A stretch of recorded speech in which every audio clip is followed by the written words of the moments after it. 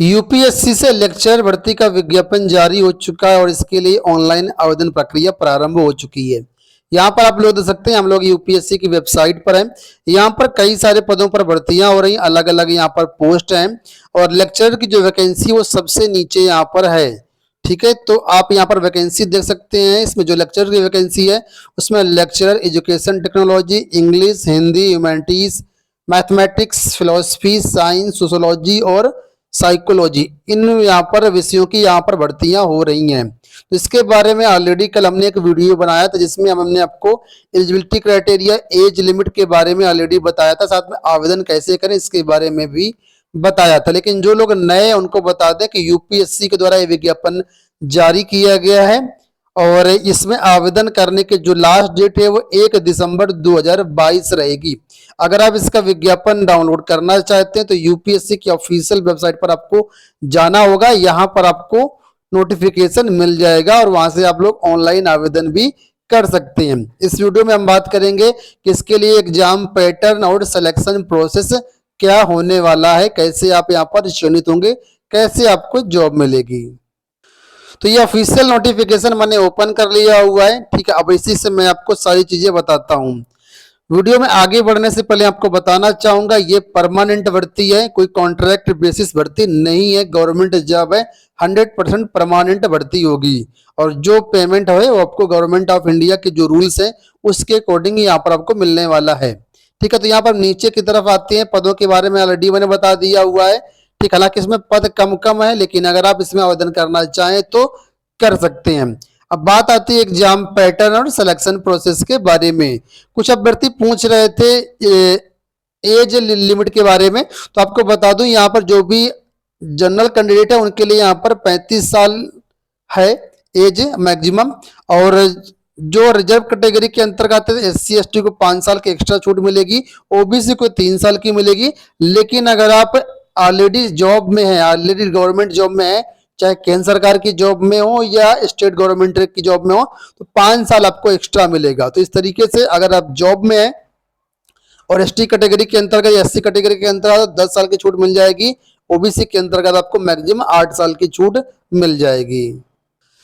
कुछ लोगों का यह भी डाउट था कि जो एलिजिबिलिटी क्राइटेरिया वगैरह होगी कब से काउंट की जाएगी, एज कब से काउंट की जाएगी। तो यहाँ पर आप लोग देख सकते हैं, इसमें बताया गया है कि date for determining the eligibility criteria of all candidates in every respect shall be prescribed closing date for submission of online recruitment. यानी 1 दिसंबर 2022 से ही आपकी एलिजिबिलिटी क्राइटेरिया और एज जो है काउंट की जाएगी। इस तारीख तक आप एलिजिबल होने चाहिए। और यहां पर आपको बता दें कोई भी एग्जाम नहीं होना है, रिटर्न एग्जाम नहीं होना, केवल इंटरव्यू के बेसिस पर ये भर्तियां होनी है। हालांकि ये भी कहा गया कि अगर एप्लीकेशन ज्यादा आ जाते हैं तो आयोग इस पर स्क्रीनिंग टेस्ट भी करवा सकता है और उसमें जो है नियमानुसार आपको जो क्वालिफाइंग मार्क्स है वो लाने पड़ेंगे। अब यहाँ पर देखिए इसके बारे में मेंशन किया गया क्या क्वालिफाइंग मार्क्स यहाँ पर रह सकता है। तो यहाँ पर आप लोग ये लाइन देख सकते हैं, साफ तौर पर मेंशन की गई, मैं आपको हाईलाइट कर देता हूं। तो यहाँ पर देखिए ये चीज देखिए, यहाँ पर लिखा हुआ है कि in the event of number of applications being large, commission will adopt short listing criteria to restrict the number of candidates to be called for interview to a reasonable number by any or more of the following methods। यानी अगर application ज्यादा आते हैं तो यहाँ पर screening test, short listing criteria अपनाया जा सकता है। अब शॉर्ट लिस्टिंग कैसे होगी, कैसे ये लोग छटनी करेंगे, उसके बारे में यहाँ पर कुछ नियम दिए गए हैं, मैं आपको बताता हूँ और आप लोग इसको जो है देखिए। तो यहाँ पर देखिए इसके बारे में बताया गया, ए नंबर पर लिखा है जो आपकी छटनी होगी उसमें यह क्राइटेरिया भी शामिल किया जा सकता है, डिजायरेबल क्वालिफिकेशन। ठीक है, तो जो भी डिजायरेबल क्वालिफिकेशन मांगी गई एप्लीकेशन फॉर्म में, अगर आप वो चीजें आपके पास हैं तो उसको फॉर्म भरते समय जरूर मेंशन करें क्योंकि ये छटनी प्रक्रिया में शामिल हो सकती हैं। दूसरे पर नंबर पर बोला गया है कि जिसकी हायर क्वालिफिकेशन होगी उसको यहाँ पर भी मौका दिया जा सकता है। तो जो भी आपके पास मैक्सिमम क्वालिफिकेशन हो उसको भी आप लोग जरूर मेंशन करिएगा। नंबर 3 पर बोला गया जिसके पास हायर एक्सपीरियंस होगा उसको भी यहाँ पर जो है शामिल किया जा सकता है। और चौथे पर बोला गया है काउंटिंग एक्सपीरियंस बिफोर और after acquisition of essential qualification, यानी एसेंशियल क्वालिफिकेशन के पहले और बाद में कुल मिलाकर जो जितना आपके पास एक्सपीरियंस है उसको भी शामिल किया जा सकता है छटनी प्रक्रिया में।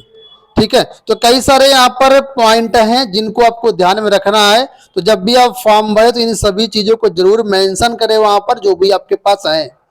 ठीक है, तो अगर जितने आपके पास क्वालिफिकेशन एक्सपीरियंस वगैरह ज्यादा होगा उतना जल्दी आपका जो है इंटरव्यू के लिए कॉल आएगा।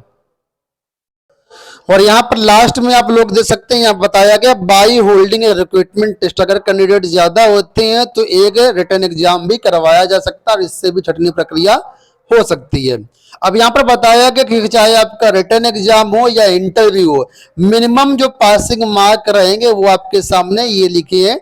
तो यूआर और ईडब्ल्यूएस के लिए 50% मार्क्स पासिंग जरूरी है लाना, ओबीसी के लिए 45%, एससी एसटी पीडब्ल्यूबीडी के लिए 40% मार्क्स लाना जरूरी है। कितने नंबर में से? टोटल 100 में से। तो ये मान लीजिए इतना आपके पास पासिंग मार्क है, जब आपका इंटरव्यू होगा इतने नंबर लाना कंपलसरी रहेगा आपके लिए। ठीक है, तो ये यहाँ पर आपका कुल मिलाकर के मैंने बता दिया एग्जाम पैटर्न और सिलेक्शन प्रोसेस। हालांकि यहाँ पर एग्जाम का सिलेबस वगैरह के बारे में कोई जानकारी नहीं दी गई है कि अगर रिक्रूटमेंट एग्जाम होता है तो फिर क्या उसका सिलेबस रहेगा। तो यथा समय यूपीएससी जो है वो खुद वेबसाइट के माध्यम से सूचित करेगा, तो आप लोग यूपीएससी की वेबसाइट विजिट कर सकते हैं, सारी इंफॉर्मेशन वहां पर आपको मिल जाएगी। अब यहाँ पर देखिए छठे पॉइंट में एक बहुत ही महत्वपूर्ण बात लिखी हुई है कि फॉर्म भरने के बाद आपको कोई भी डॉक्यूमेंट जो है हार्ड कॉपी के माध्यम से बोर्ड को नहीं भेजना है। जब आपका इंटरव्यू कॉल आएगा तो इंटरव्यू के दौरान आपको जितने भी डॉक्यूमेंट्स हैं और जो आपका भरा भराया फॉर्म है उसका प्रिंट आउट आपको लेकर के जाना होगा। तो इंटरव्यू क्या क्या लेकर के जाना है, यहाँ पर सारी चीजें मेंशन है। सबसे पहले तो आपका एप्लीकेशन फॉर्म जो आप भरेंगे इस समय उसका प्रिंट आउट आपको लेकर के जाना होगा। इसके अलावा जो अन्य डॉक्यूमेंट्स है वो भी यहाँ पर आपको लेकर के जाने होंगे, सारी चीजें यहाँ पर मेंशन है। जैसे कि आपका देखिए 10th के जो भी आपके डॉक्यूमेंट्स है, 12th के हो गए, डिग्री डिप्लोमा हो गए, एक्सपीरियंस हो गए, जो भी चीजें हैं सारी चीजें आपको लेकर के जानी होंगी। अब बात कर लेते हैं इसका नोटिफिकेशन कैसे मिलेगा, कहां मिलेगा, कैसे आप लोग आवेदन कर पाएंगे। तो सबसे पहले आपको इस वेबसाइट पर जाना है upsc.gov.in, ये ऑफिशियल वेबसाइट है यूपीएससी की। यहां पर आपको मेनू बार में क्लिक करना है रिक्रूटमेंट के ऊपर। जैसे यहां पर क्लिक कर देंगे अब आपके सामने यहाँ पर कई सारे विकल्प आएंगे। तो यहाँ पर देखिए एडवर्टाइजमेंट का एक ऑप्शन है और यहाँ पर देखिए एक ऑप्शन है ऑनलाइन रिक्रूटमेंट एप्लीकेशन। तो एडवर्टाइजमेंट वाले ऑप्शन से आप क्लिक करके जो है इसका विज्ञापन डाउनलोड कर सकते हैं जो अभी मैंने आपको दिखाया, और ऑनलाइन रिक्रूटमेंट एप्लीकेशन वाले ऑप्शन पे क्लिक करके जो है आप इसका फॉर्म भर सकते हैं। किस तरीके से खुलेगा, तो जैसे आप तीसरे विकल्प पे क्लिक करेंगे ऑनलाइन रिक्रूटमेंट वाले पे, इस तरीके से पेज खुलेगा और यहाँ पर आपको संबंधित पोस्ट के सामने यहाँ पर लिंक दिया गया, तो यहाँ से क्लिक करके आप लोग इसका फॉर्म भर सकते हैं। और अगर सब्जेक्ट वाइज आपको नोटिफिकेशन डाउनलोड करना हो कि एलिजिबिलिटी क्राइटेरिया क्या है और अन्य जो काफी सारी चीजें हैं, तो ये जो आपको ब्लू कलर के लिंक दिख रहे हैं जहां पर आपकी पोस्ट का नाम लिखा हुआ है, इसी के ऊपर क्लिक कर देंगे तो आपके सामने नोटिफिकेशन सब्जेक्ट वाइज आपको मिल जाएगा। तो आशा करते हैं वीडियो पसंद आया होगा। इस वीडियो में इतना ही, धन्यवाद।